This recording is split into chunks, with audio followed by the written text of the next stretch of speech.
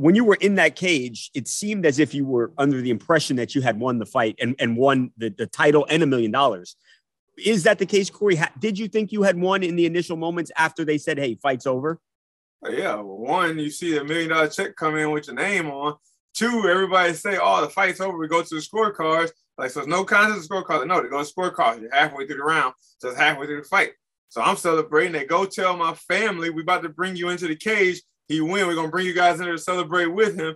And then all of a sudden, I get down from the cage, and you see the check is gone. And all of a sudden, they come in like, oh, we made a mistake. We got to go all the way to the end of the round before we can judge. And that's when I threw the water bottle. So, yeah, it was a real roller coaster of emotions. You know, you can see my whole family section cheering and hugging and jumping. Right. My mom crying next to the cage, and all of a sudden they come back and tell you, never mind. It's like, yeah. Is there anything you can do, Corey, by way of an appeal, or do you have any anything you can do, any measures you can take to undo this decision? I haven't even looked into it, man. I haven't even thought that far. You know, just getting to cope with the feeling. Like, you know what? I said, go out there and finish them next time. Got to go out there and do it even worse, do it even better.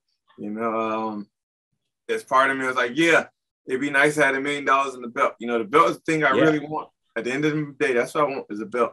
At the same time, like I told my wife yesterday, come back from the airport, it's also a part of me like, if I would have won that belt that night, I don't know if I'll be happy because people still going to say, well, you actually never finished him. It was a technicality. Right.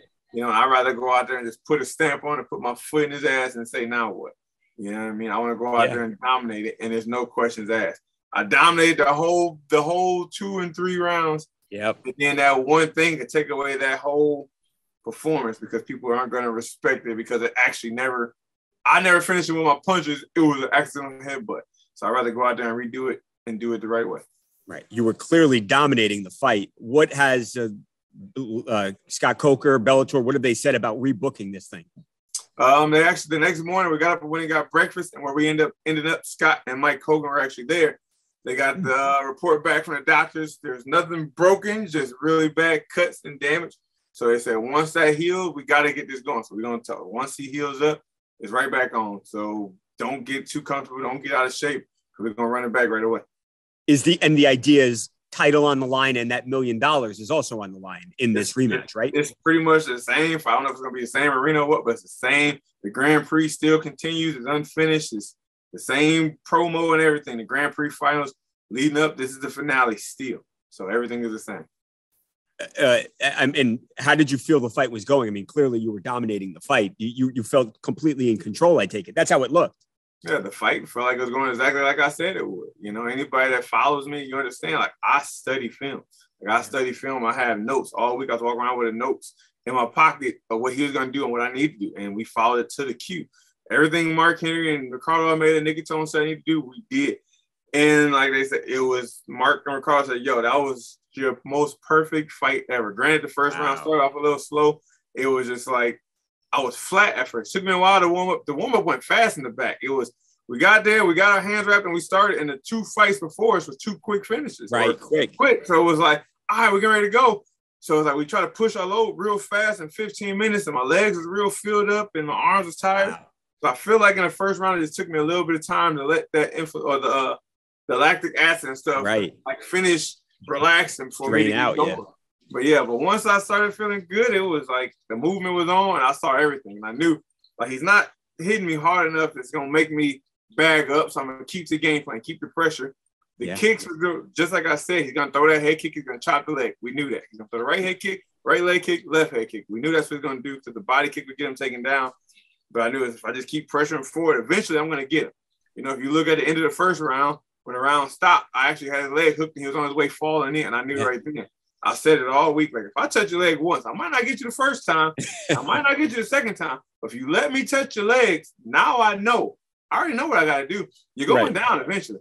And it happened. Once I got him from there, it was a wrap. So, you know, everything went exactly according to plan. And I think it is what it is.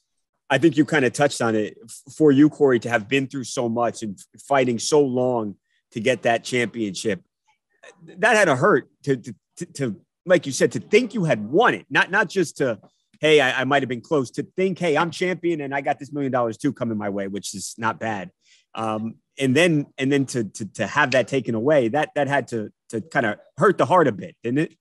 100%, man. Especially like, so you think it's a 5-round fight and go out there, and if it would have finished in the third, it would have went to the scorecard to have the confidence and know, like, I know I did that good. Like, I dominated. There was no questions asked that it was going to be a split decision. It's going to be close.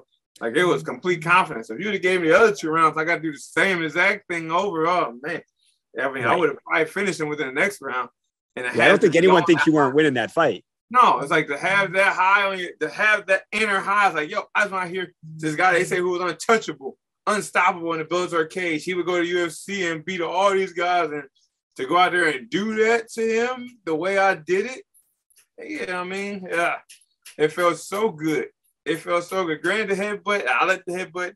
I told him about the headbutt, and I felt bad about the headbutt, but at the same time, I know how much I was dominating that fight. So in my mind, like, yo, give me my belt. And then when they hit me with the rules, it was like,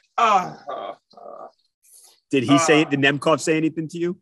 No, but his coach Fedor did. That's the only time when I got worked up, that's because when Fedor came to me and said, you don't win, you headbutt, you don't win. Like, motherfucker, what? Excuse my language. Like, really, Fedor? You gonna say that? So you trying to tell me I wasn't beating your guy? I wasn't winning this fight. What you trying to tell me? I just headbutt him. What you trying to tell me? It's pretty much what he was saying. You don't win. You just headbutt. You don't win. Stop. You only headbutt. And that's when I got mad. Like everything else, I even told Nemkov when I got up, I helped him up, bro. Like, yo, my bad, bro. That was an accident. Nobody's fault. But he came to me and said, you don't win. You only headbutt. Like, really?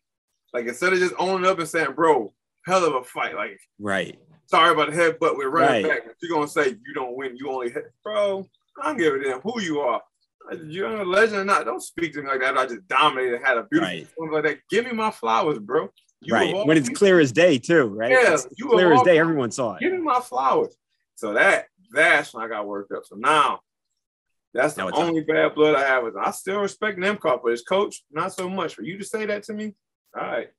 What do you say to Fedor and or Nemkov today, Corey, as you are going to soon prepare to get in there again and try and complete this thing once and for all?